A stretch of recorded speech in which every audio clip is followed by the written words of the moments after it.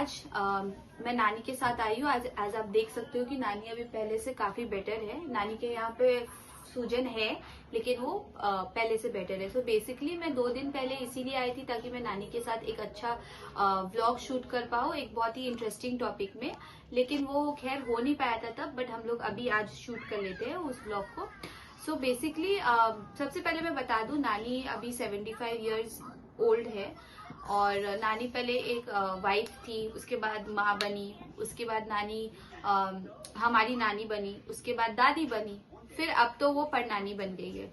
तो उनके पास नॉलेज का एक पिटारा है, तो हम लोग उससे थोड़ा एक कुछ जान लेते हैं, क्योंकि मेरे मामा मामी का शादी होकर अभी 25 साल हो गया है और हम लोग शुरू से अभी तक एक साथ एक ही घर पे हम लोग पले भरे हैं।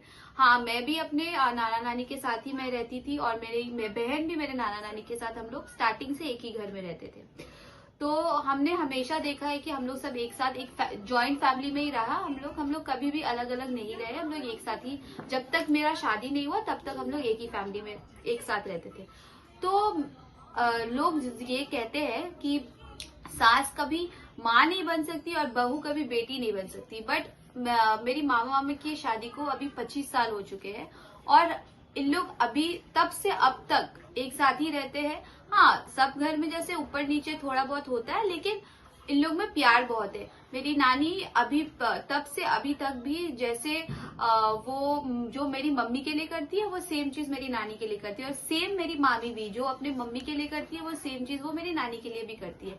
तो चलो हम लोग आज नानी से ही जान लेते हैं, सिंस वो उनके पास बहुत सारा एक्सपीरियंस है। तो हम देखते हैं कि मेरी नानी क्या कहना चाहती है इस बारे में।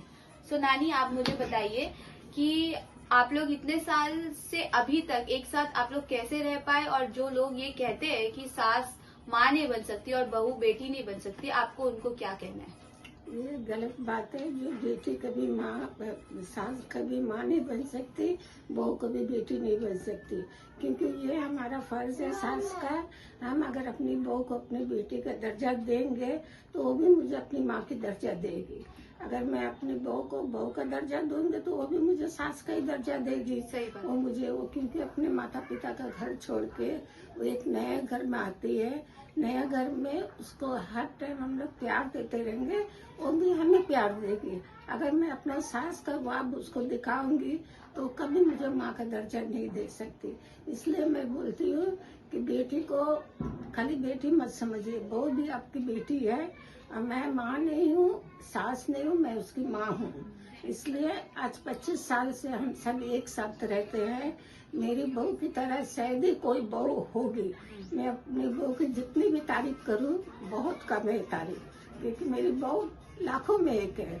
इसलिए मैं हर बहू को यही शिक्षा देने सकती हूँ कि जब भी वो अपने ससुराल जाएगी, ससुराल के आदमियों को अपना समझे और उनको इज्जत देने की कोशिश करिए। तुम इज्जत दोगे तो छोटे से भी इज्जत तुम पाओगे। अगर हम सास का दर्जा देंगे तो कभी मुझे माँ का दर्जा देगा।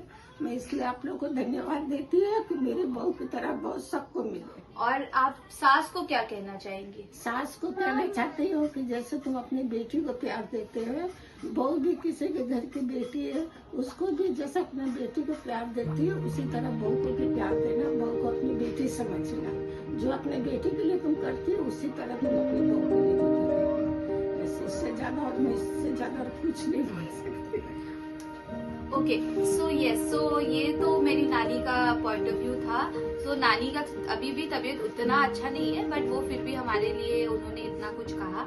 नानी के साथ हम दोबारा वीडियो बनाएंगे कुछ अलग टॉपिक में।